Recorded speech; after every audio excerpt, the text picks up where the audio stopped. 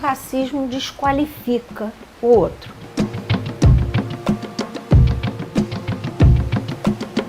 Eu fico imaginando o que é você aprender a ler, escrever, aprender história e vendo as pessoas que são seus iguais apanhando. É um extermínio da população jovem e especificamente negra no Brasil.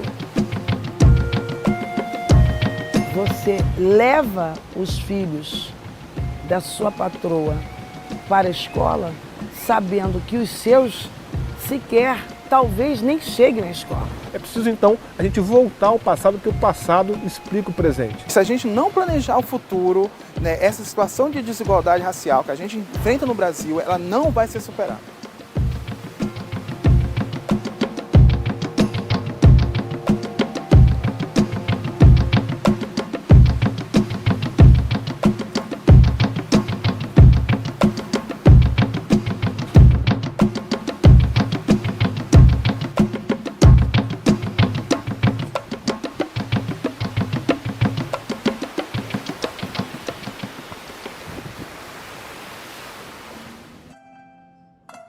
Que povo é esse que aqui aporta? De que terras distantes foram arrancados? Que língua é essa que a minha se agrega? Esse povo que veio de África, no caso brasileiro, foi basicamente aquele povo que habitava o longo do rio Níger, que habitava as margens do rio Níger. Só posteriormente é que vieram aqueles africanos de Angola. E também veio para o Brasil uma partida do Congo, mas principalmente em grande quantidade na Bahia, vieram os iorubás. Por aqui chegaram aproximadamente 1 milhão de escravos, né?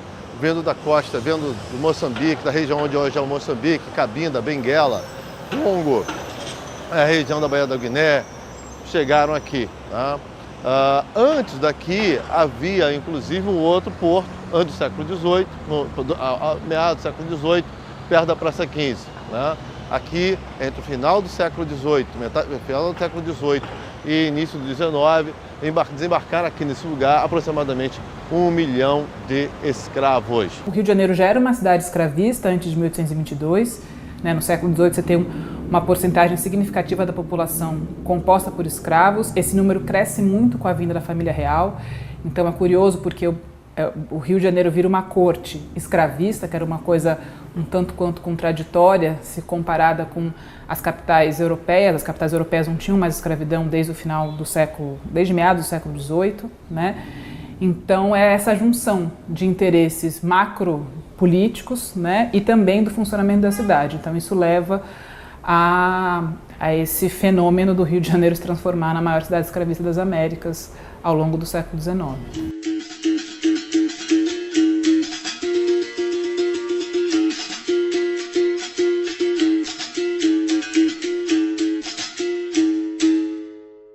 Esses negros eram misturados principalmente com o critério de falar em línguas diferentes, porque já era uma estratégia do colonizador, uma estratégia dos traficantes, que os negros não falassem a mesma língua para evitar que eles se organizassem. Então essa foi a primeira dificuldade colocada para uma organização negra já a partir dos tumbeiros, que eram os navios negreiros. Há um grande cuidado desses compradores ali no século XVI e sobretudo no século XVII. Mas no século XVIII as coisas mudam completamente, né? Eles precisam de escravos a qualquer custo.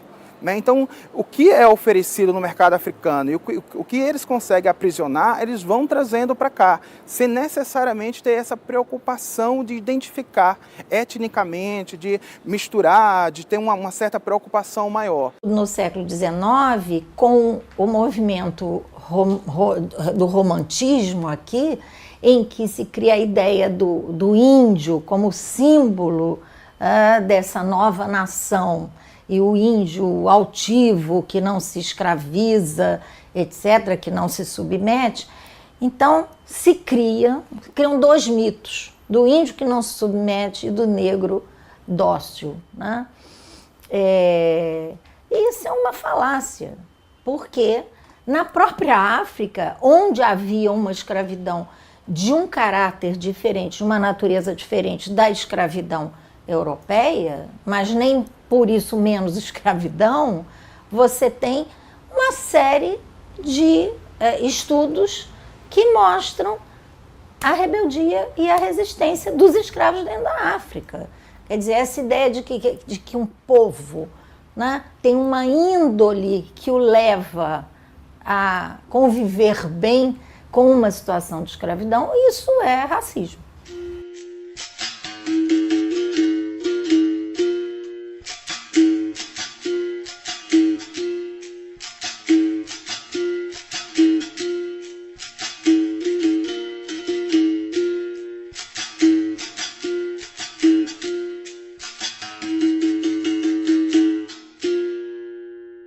Inumeráveis são as questões ainda sem resposta sobre os povos africanos aqui escravizados.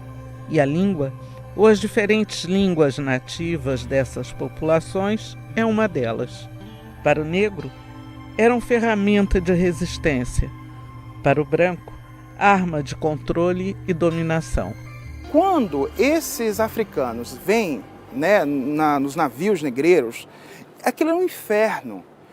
Eles estão morrendo aos montes, morrendo como moscas, né? Além de estarem morrendo como moscas, esses corpos estão lá. Então, quando eles chegam aqui, eles falam, gente, estou vivo. E começam a cantar, agradecendo por estarem vivos.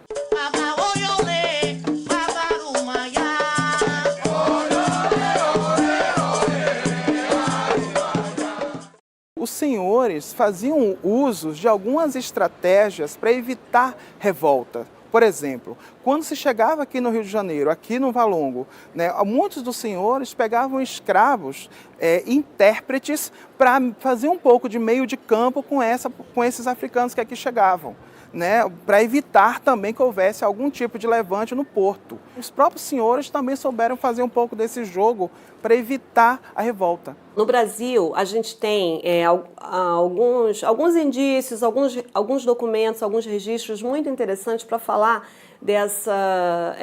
desse uso, da circulação de línguas africanas aqui. Tá? Uma delas, que talvez seja que é bastante importante por estar em várias regiões também, é o quimbundo. Tá? O quimbundo é uma língua de Angola, antiga Angola.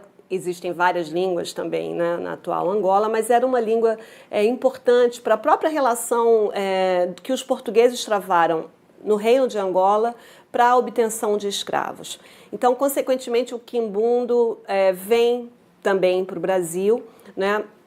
E é uma língua que, de forma muito estratégica, digamos assim, os jesuítas vão procurar conhecer. Existe uma gramática que é feita do quimbundo, que, curiosamente, a primeira gramática foi feita no Brasil, não em Luanda, por exemplo, que seria a cidade, né, a cidade fundada pelos portugueses. Mostrando que, por um lado, seria a forma de chegar na doutrinação desses africanos, né, consequentemente, digamos, escravizá-los de forma mais eficaz, né? A doutrinação tinha esse intuito não dito, né, de transformar aquele africano num escravo. Talvez por essa própria experiência prévia no continente africano de participar de lugares em que havia várias línguas, talvez por isso muitos desses africanos chegam e eles conseguem também transitar entre as várias línguas, né? Sabendo que línguas usar em que situação. E isso eu acho muito interessante, da gente pensar a escravidão também a partir desse potencial, né, do escravo, de ainda que escravo, conseguir criar essas brechas, né, ou essas possibilidades de existência, de resistência, inclusive pela língua.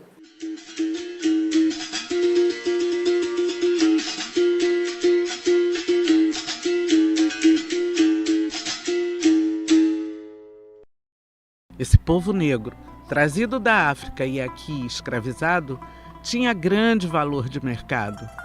A economia do Brasil Império era vinculada ao comércio negreiro. Comprava o africano para trabalhar e vendia o açúcar por ele produzido às nações europeias. Era o chamado comércio trilateral.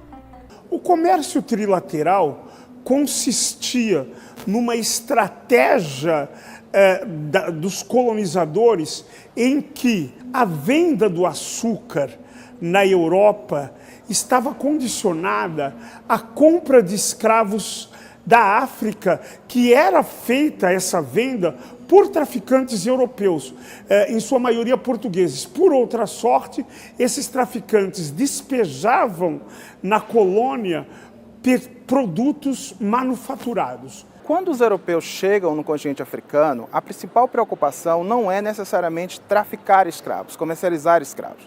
Eles têm outras preocupações, ouro, né, o comércio de tecidos, comércio de miçangas, né, e nesse sentido, quem intermediava este tráfico de escravos com os europeus eram os próprios africanos. Era uma quantidade relativamente grande, mas ainda era um comércio controlado pelos africanos, né? Ali, sobretudo, no Daomé e, sobretudo, também no Congo. No século XVIII é quando você tem as plantations, as plantações aqui das Américas, né, extremamente lucrativas, né, e aí você tem efetivamente uma presença maior europeia no continente. Ali sim é quando eles vão desestruturar as sociedades locais, é quando eles vão acabar com o papel de intermediário dos africanos, né, e vai haver um aumento de mais de 600% entre o século XVII e o século XVIII, né, de presença africana aqui no Brasil. Entre 1808 e 1850 é o período de maior intensidade do tráfico africano, porque é o período de desenvolvimento da lavoura do café, né? E então é uma produção em muito maior escala, que requer muito mais mão de obra, e ela vem para cá. Então, essa história que a escravidão, por exemplo, veio com os portugueses, que o Brasil independente, o Estado brasileiro não tem nada a ver com isso, cascata, né? Ela veio com os portugueses, com a colonização, e o Estado brasileiro manteve, acirrou e aumentou essa escravidão. Os escravos que chegam aqui de 31 para frente, né, é onde o Estado brasileiro é um dos maiores culpados, né? Cometeu um crime, porque eles sabiam que estavam chegando escravos aqui, clandestinos, e se fazia vistas grossas. Eu já peguei cá de 63, 65, que a polícia ficava monitorando e sabia desembarque do escravo. Aumentou a pressão contra os traficantes, mas dava muito dinheiro, né? Era muito dinheiro que dava um navio como esse, repleto de escravos. Então valia a pena o tráfico. Se os colonizadores e donos de terra foram os responsáveis pelas duras condições de vida e trabalho dos escravos, a Igreja também teve destaque na política escravista brasileira.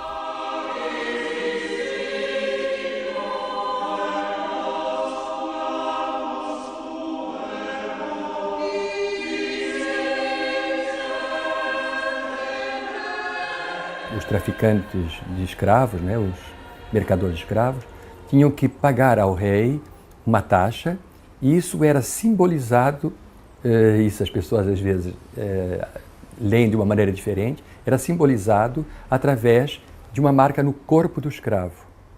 O escravo era como que marcado para dizer, ele sim, agora pode ir para o Brasil. E além disso, essa marca significava que ele saía da África já batizado. Pouco interessava se ele queria ou não queria ser cristão. Ele era batizado. Ou seja, ele tinha que vir para o sistema já integrado a sistema. E dentro do sistema de cristandade, as relações igreja e sociedade eram muito fortes, muito intrincadas. Não se admitia um português ou uma pessoa no mundo português que não fosse batizado. O Papa, através da sua bula papal, a Igreja tinha uma postura de supra-estado, ela editou uma bula que tornava o comércio de escravos monopólio de Portugal. E mais do que isso, a igreja cobrava um determinado tributo, que era a taxa de batismo. O escravo, para ser comercializado, ele precisava ser batizado. Cada alma, até se dizia, a própria igreja dizia, que as almas estavam sendo arrancadas de seus territórios para serem escravizadas, mas que elas teriam a oportunidade de serem salvas. E essa oportunidade não era uma oportunidade gratuita. Esses certidões de batismo eram cobrados em Portugal e continuaram a ser cobrados na América Portuguesa. Portanto, a igreja foi uma das fomentadoras desse comércio de escravo. Hoje nós temos um Papa progressista, nós temos um Papa humanitário e que deve esse pedido de desculpas às populações africanas e às populações afrodescendentes.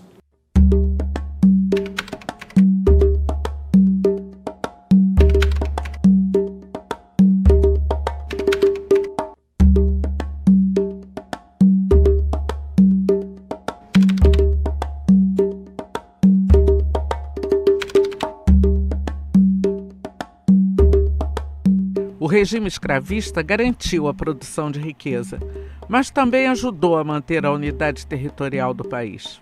Os países latino-americanos que surgem no século XIX, eles se transformam numa república e numa república sem escravos, salvo algumas exceções, como o próprio Estados Unidos, que mantém a escravidão, Cuba, que não vira nenhuma república, porque mantém o sistema colonial e incrementa a escravidão também nesse período, e o Brasil, que opta por virar uma monarquia escravista, né? De certa maneira, a escravidão, a escolha pela manutenção da escravidão, ela pode ser entendida como uma espécie de cimento que permite a unidade do Brasil nesse período. Então, por que o Brasil não se transformou numa série de países como aconteceu com a América Espanhola, né? Uma das explicações está justamente no interesse que todos os políticos, ou a maior parte dos políticos e da elite brasileira tinham em manter a escravidão, né? Então, o Rio de Janeiro, como capital desse novo estado, ele acaba sendo um lugar não só de produção, de circulação, melhor dito, né, dos ideais políticos, enfim, mas também uma cidade muito pujante. Então, uma cidade que precisava de escravos para funcionar. E essa cidade, assim, das tarefas mais básicas, como o carregamento da região portuária, o descarregamento na região portuária, até atividades um pouco mais especializadas, como barbeiro cirurgião, em alguns casos os músicos, boa parte dessas atividades eram ocupadas por escravos urbanos. Com o século XVIII surgiram as máquinas, com elas uma nova era.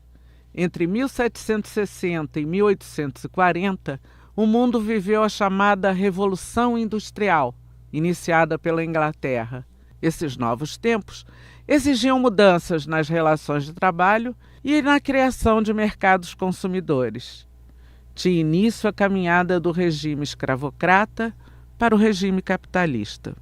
Por maior que fosse a pressão da Inglaterra, o processo para a libertação dos escravos no Brasil foi lento. As leis abolicionistas decorreram de uma negociação com o movimento abolicionista. O movimento abolicionista ele era um movimento forte democrático. Se tornou muito forte no Ceará, que foi o primeiro estado a abolir a escravidão no Brasil em 1884, quando os jangadeiros se recusaram a transportar escravos das praias para os navios. O José do Patrocínio, um grande jornalista, foi ao Ceará e lá nós tivemos a primeira abolição da escravatura. Posteriormente, o jangadeiro veio em visita ao Rio de Janeiro, foi o maior movimento de massas do século XIX. A população foi às ruas festejar. Foi quando a princesa Isabel se voltou para o Conde d'Eu e disse ao seu marido que não era mais possível continuar a escravidão. Então veio a Lei Áurea, veio a abolição, mas antes, Como já havia também um movimento abolicionista muito forte em Campos dos Goytacazes, feito por jornais abolicionistas, os clubes de fazendeiros tomaram a frente desse movimento e a Lei Áurea teve poucas palavras e apenas deslocou os negros do processo produtivo. A abolição também foi vista como um processo do branco, né? A qual o negro assistiu e depois ficou muito agradecido à princesa Isabel por ter feito a sua libertação, né? No entanto, nós temos, desde o momento em que o africano pisou aqui, nós temos inúmeras formas de resistência e de rebeldia, né? Entre essas formas de resistência, a mais conhecida é o quilombo, que é, vamos dizer, especificamente uma forma de resistência negra.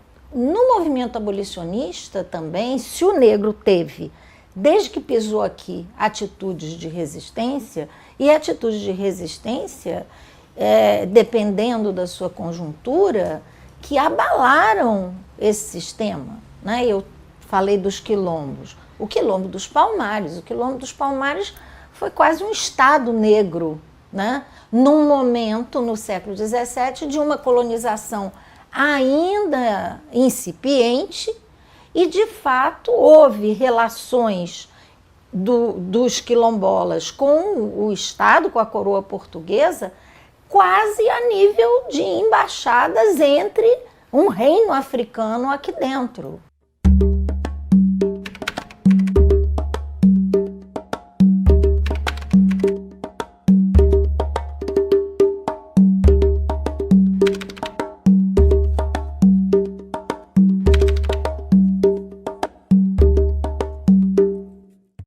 Acabou a escravidão, a preocupação que os caras vão ter é óbvia, quer dizer, forçar essas pessoas a trabalharem, né? E uma forma de você forçar as pessoas a trabalhar é justamente criando legislação própria que leve essas pessoas a serem presas, né? Detidas, porque não estão trabalhando. Ao rico que não trabalha, não é vadio, porque ele tem condições de viver sobre si. Mas o cara que é pobre se tem na ideia de que se ele não tem emprego, ele vai ser ladrão. Então, prende-se quem é vadio. Então é assim que funciona. Agora, essas leis, elas vão ser mais fortes nos países que vão experimentar o fim da escravidão, tá? Vai ter leis como essa na Jamaica, feita pelos ingleses. Vai ter isso feito no próprio Haiti, né? E aqui no Brasil não vai ficar por menos, também vai ter uma lei forçando esses homens ao trabalho a partir de uma preocupação, de uma tensão devido a essa lei de vadiagem. O processo da marginalização social, a marginalização criminal, teve início antes mesmo da abolição. Durante muito tempo se classificou a escravidão urbana como uma espécie de anomalia do sistema escravista, justamente porque o escravo urbano, sobretudo o escravo de ganho, tinha acesso a pecúlio, tinha acesso a dinheiro, né? Então isso não se encaixaria nas grandes diretrizes ou nas grandes linhas historiográficas que estavam analisando a escravidão. Mas é importante ressaltar que esse escravo, ele vive num profundo contexto de competição por trabalho, né? Porque você tem uma população escrava muito grande no Rio de Janeiro, uma população de libertos muito grande também, e nem sempre a demanda de trabalho é tão grande quanto a oferta de mão de obra que tinha. Então, o que a gente tem em vários documentos, sobretudo os documentos policiais, é uma série de pequenos crimes, e às vezes crimes até um pouco mais hediondos, né, como assassinatos, enfim, que eram cometidos por escravos justamente pela dificuldade que existia, muitas vezes, em conseguir garantir o mínimo necessário para entregar para o seu senhor, né? A prostituição também de muitas escravas está relacionada a essa dificuldade de conseguir trabalho, ou de conseguir um trabalho que permitisse que ela guardasse a quantia necessária para pagar os seus custos, né, e também pagar o que ela deveria pagar ao seu proprietário ou à sua proprietária. Então, também não era um mar de...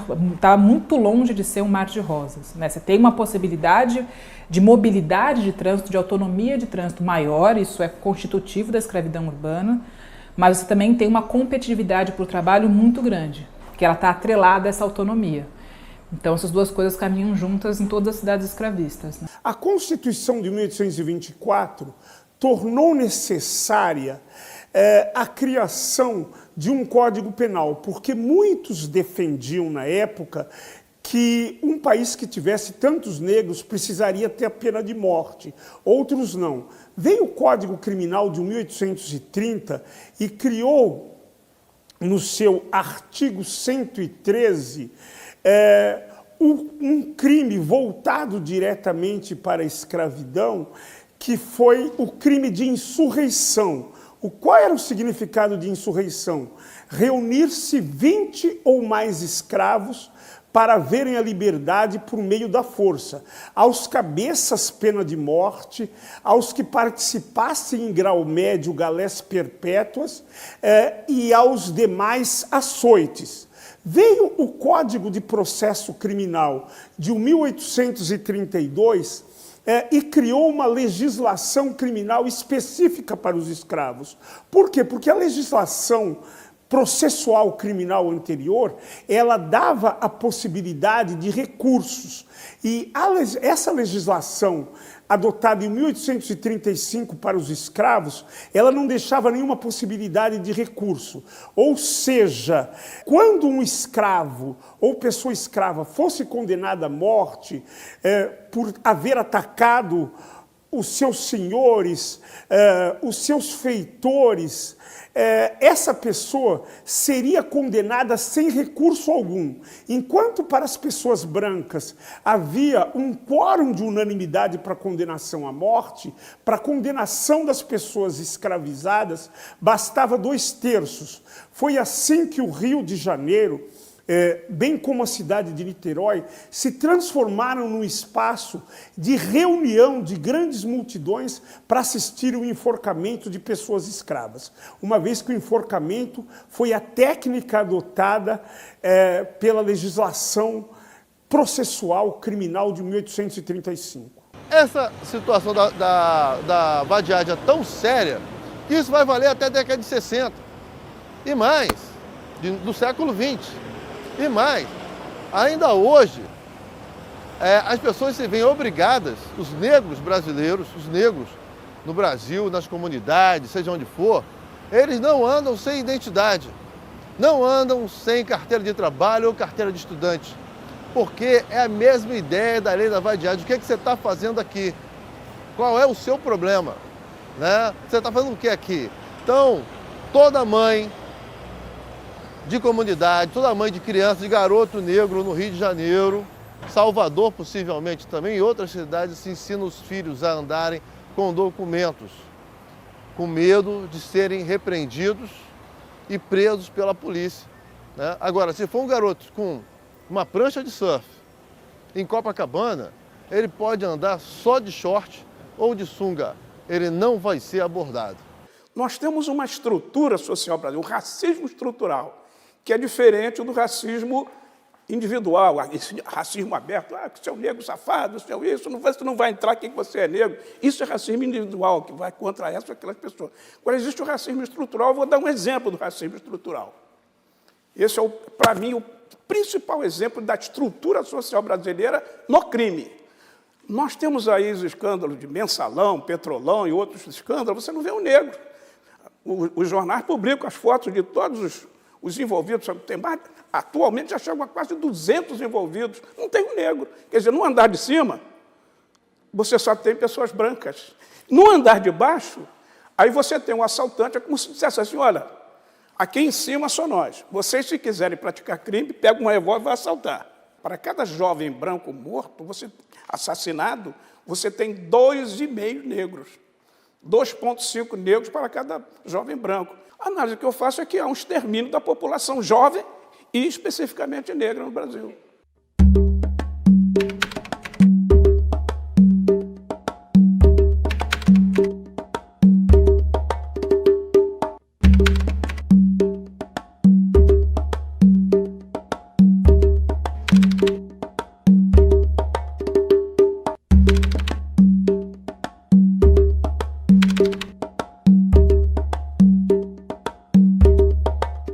O negro africano e descendentes foram excluídos da sociedade e também da história tradicional, que conta a formação política e econômica do país. Depois da independência, né, do Brasil, e surgindo a necessidade de se construir um novo país, né, e uma nova nação, é criado o Instituto Histórico e Geográfico Brasileiro em 1838. E em 1944, o Instituto estabelece um concurso para uma monografia que respondesse como se devia estudar a história do Brasil. E esse concurso é vencido por 2 alemães, Spix e Márcios, e nesta monografia eles enfatizam a necessidade, né, de se pensar o Brasil a partir da presença de 3 raças, né? O indígena, que era o cor de cobre, o caucasiano branco e o etiópico, que eram os negros. Bom, até aí tudo bem. O problema é que nessa conjunção de 3 raças para a formação dessa nação, o índio e o negro, como povos vencidos, eles se tornaram meros coadjuvantes, e quando essa proposta chega aos currículos escolares, o que se estuda? A contribuição do negro na toponímia, quer dizer, nos nomes, né? Na culinária, no folclore. E quem é que faz a história? Quem é que faz a história é o branco europeu. Então, essa é uma marca da nossa historiografia, porque é uma marca da nossa sociedade, a desqualificação, né, do africano e dos seus descendentes. O Brasil praticou a maior escravidão dos tempos modernos. Foram quase 5 milhões de africanos trazidos para cá. Não houve isso em lugar nenhum do mundo. Quer dizer, então você vê, e essa cidade aqui, a cidade do Rio de Janeiro, foi a que mais recebeu escravos. Recebeu africanos que ficaram, se tornaram escravos aqui. Então, quando você tem esse contingente numeroso, né, aí você tem no caso do Rio de Janeiro, você tem uma cidade negra. E como é que você tinha uma elite branca com a população numerosíssima negra? Então, era preciso importar europeus. Aí você tem umas políticas de embranquecimento situadas na facilidade de imigração europeia. E houve 2 decretos, um decreto de 1891, não vou entrar nesse detalhe, né, e o outro do próprio Getúlio Vargas, praticamente vedando a imigração de africanos e abrindo as portas para a imigração europeia. Quer dizer, num claro, né, exemplo de que havia uma intenção governamental, uma intenção da sociedade brasileira, da elite brasileira, de branquear a população. Dentro desse pacote, os negros foram estimulados a negar a sua ancestralidade, ou seja, apresentando-os como moreninho, como clarinho, né?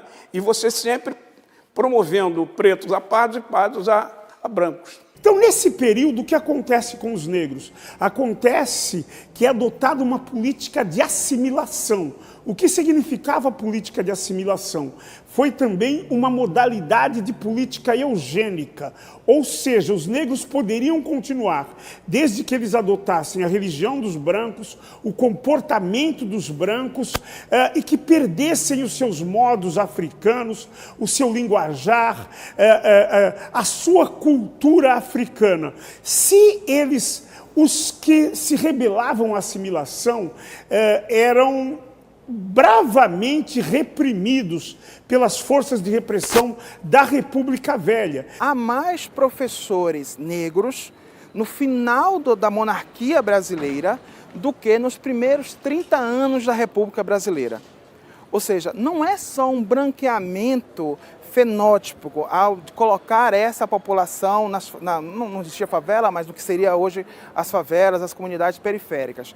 É também um branqueamento, né, de cessar as possibilidades, qualquer tipo de possibilidade de ascensão social dessa população. Né? Ou seja, ao criar, por exemplo, leis específicas que impedem professores negros, leis específicas que dificultam a entrada do negro no mercado de trabalho. né? Então, é uma política de Estado. O branqueamento é uma política de Estado. No processo político brasileiro, ele foi preterido, ele foi excluído e, simultaneamente, há um processo de esquecimento, de ocultamento e de apagamento da memória negra na história brasileira. Isso a literatura já mostrou que há uma preocupação da classe dominante em pensar o Brasil no sentido de como embranquecer a nossa história, como embranquecer a população e, consequentemente, tirar o escravo como um agente social, como um agente econômico e como um agente político. Então, nesse sentido, a história brasileira, a classe dominante brasileira, ela projetou, tem um projeto de Estado onde a figura do escravo ou do escravizado e do negro vai se apagando ao longo do século XIX, e o século XX ele vai, de fato, consolidar esse apagamento desse sujeito coletivo negro, né, o ex-escravizado. Então, já a partir da República, há um apagamento completo da figura. Então, a partir do início da República, você tem uma nova dimensão ao papel do escravo, onde vem, aí, no caso, o imigrante cobrir e consolidar esse apagamento, essa figura do escravo. Para falar da história negra do Brasil, é preciso destacar a mulher. A trajetória dela é marcada por trabalho, dor, desrespeito e muita luta. Essa imagem de que as mulheres escravas confinadas à casa grande, no trabalho doméstico, precisa ser rigorosamente desmistificada. As mulheres trabalhavam de forma intensa na lavoura, em atividades que eram próprias e não menos pesadas que dos homens. Trabalharam nas usinas de açúcar, na moagem. Trabalharam como escravas de ganho muito. Trabalharam na lavoura de subsistência. Ou seja, as mulheres escravas, lá na sua proporção sempre de 20% a 30%, ela tem um lugar na economia escravista, na economia colonial, que está longe de dizer que eram secundária ou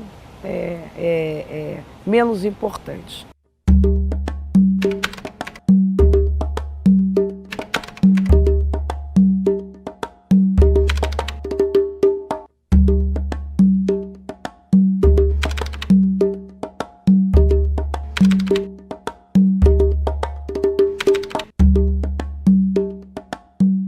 Estratégia de continuidade das pessoas negras ao longo da República, pelo menos até a Segunda Grande Guerra Mundial, foi o trabalho das mulheres negras que continuaram como empregadas domésticas. Por quê? Porque aos homens negros, até o advento da Revolução, da Segunda Guerra Mundial, estava reservado o trabalho autônomo, como nós teríamos os camelôs hoje, né? Quer dizer, o trabalho marginal. Uma curiosidade que é uma característica do Brasil, que é o fato de durante muito tempo da República, né, as plantas das casas, dos apartamentos terem esse quarto de empregada, né, que geralmente é um lugar com uma circulação péssima de ar, quando tem algum tipo de janela ela é muito pequena, está próxima a cozinha, então é a mesma estrutura, é uma herança muito evidente da escravidão e como as casas eram pensadas durante o processo, durante a vigência da escravidão no Brasil. Essa presença, né, essas mulheres negras na economia, o traço dela é tão forte que uma coisa que a nós hoje pode trazer muita perturbação do ponto de vista da humanidade tem a ver com as mulheres negras, escravas, amas de leite. Elas eram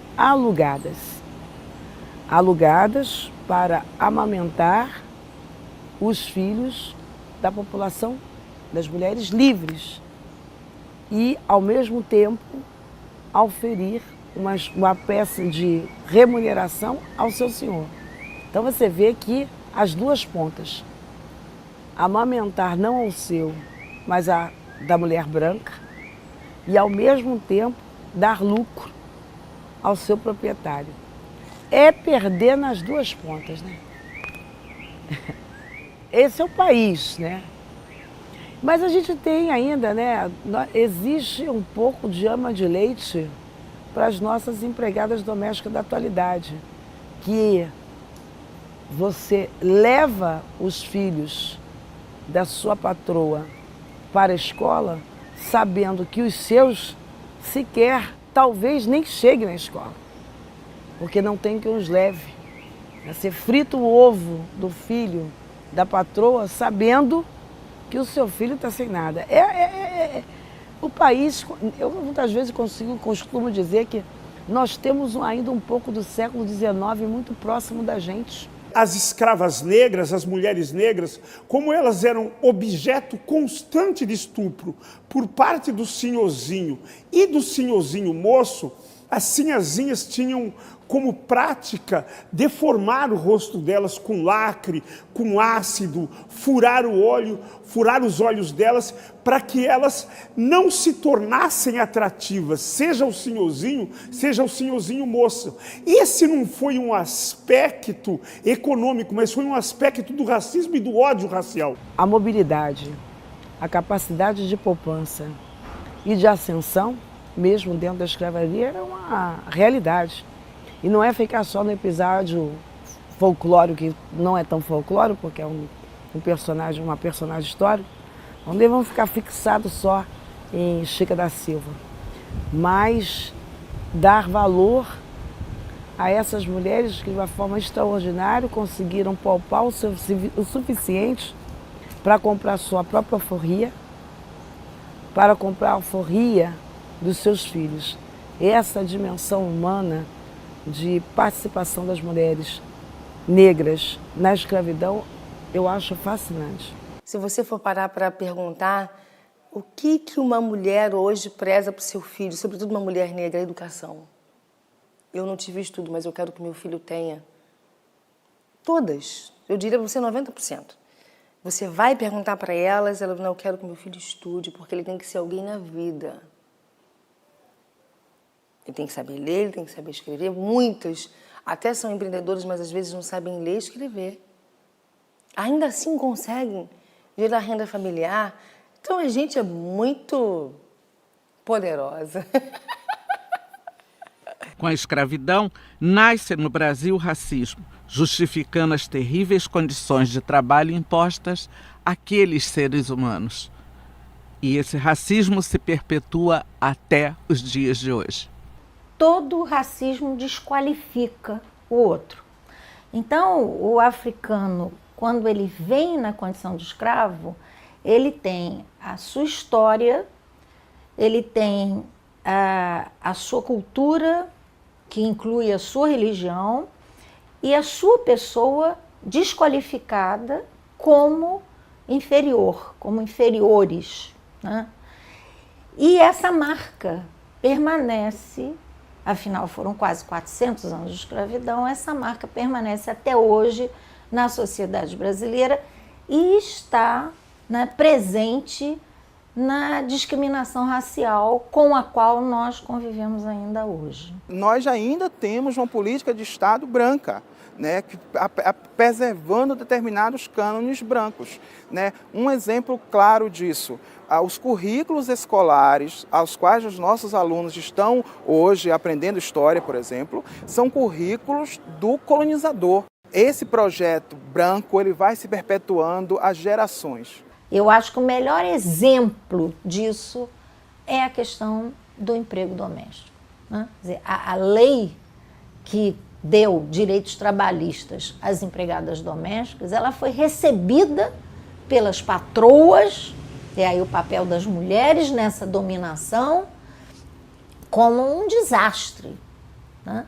Quer dizer, por quê? Porque eu acho que o último reduto urbano em que essa concepção do que é o trabalho em moldes escravistas ficou, é esse trabalho doméstico, né? Isso sem falar na escravidão no campo, que continua hoje, como a gente sabe, várias pesquisas, o Ministério do Trabalho está cheio de processos, né, com relação à escravidão.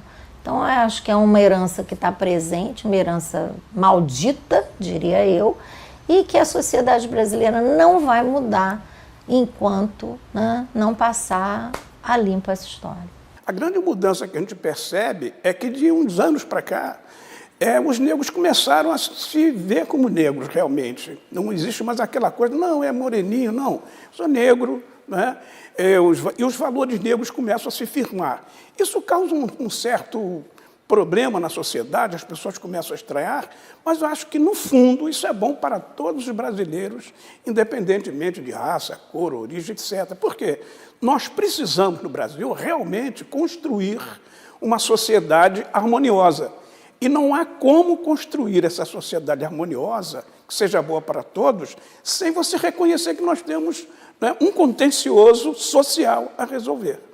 Eu estou entre aqueles que pretendemos construir um Brasil de amor, relações raciais de amor, mas a escravidão não foi fundada apenas em aspectos econômicos, ela foi fundada no racismo e, sobretudo, no ódio racial, o ódio existente das pessoas brancas para as pessoas negras.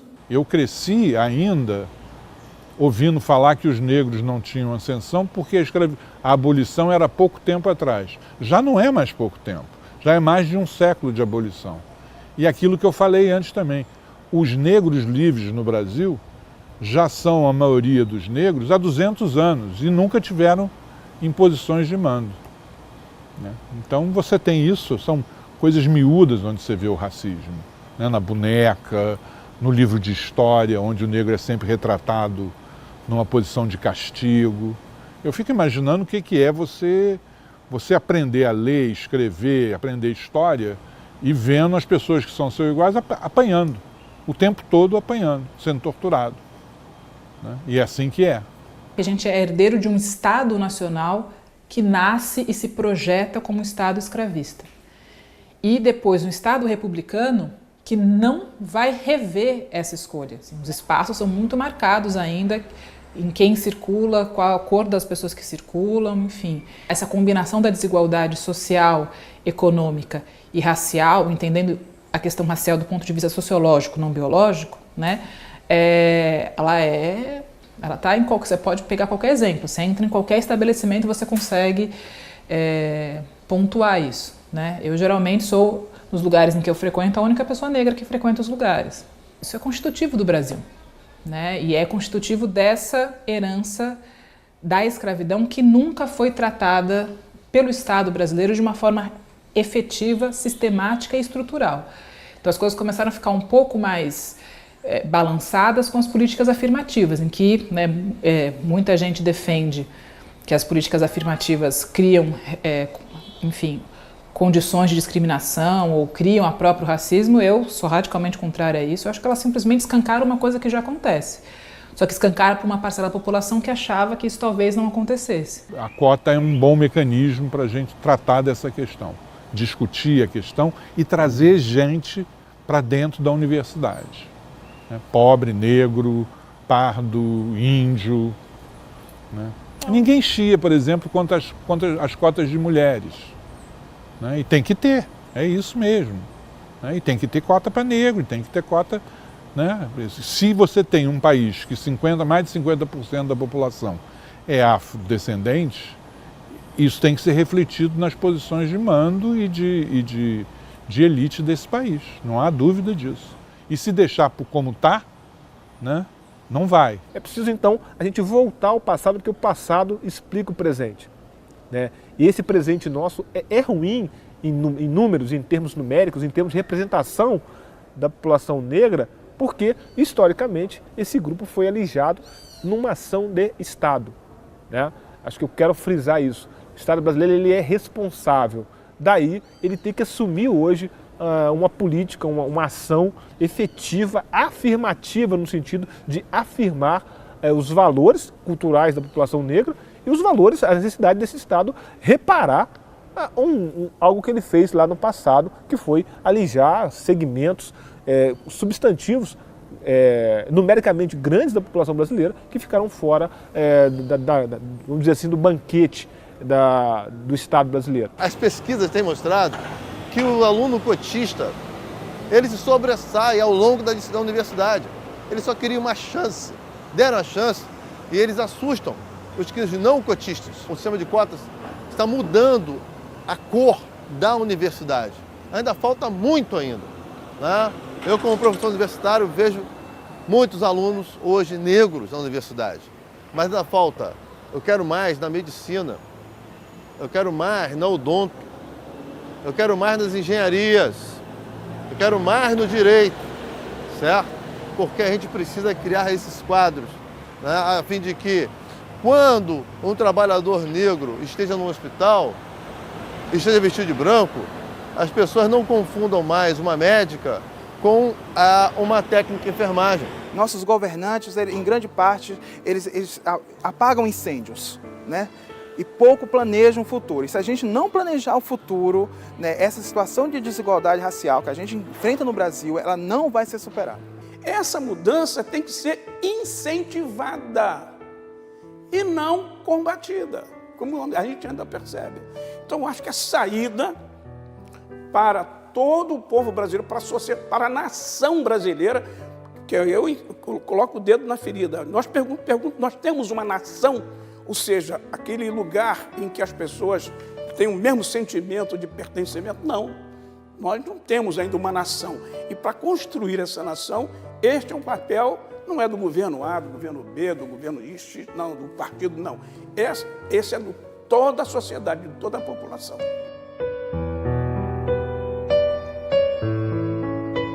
Sou negro. Meus avós foram queimados pelo sol da África. Minha alma recebeu o batismo dos tambores, atabaques, gongôs e agogôs. Contaram-me que meus avós vieram de Luanda como mercadoria de baixo preço. Plantaram cana para o senhor de Engenho Novo e fundaram o primeiro maracatu. Depois meu avô brigou como danado nas terras de Zumbi. Era valente como o quê? Na capoeira ou na faca, escreveu, não leu, pau comeu. Não foi um pai João, humilde e manso. Mesmo vovó não foi de brincadeira. Na Guerra dos Malês ela se destacou. Na minha alma ficou o samba, o batuque, o bamboleio e o desejo de libertação.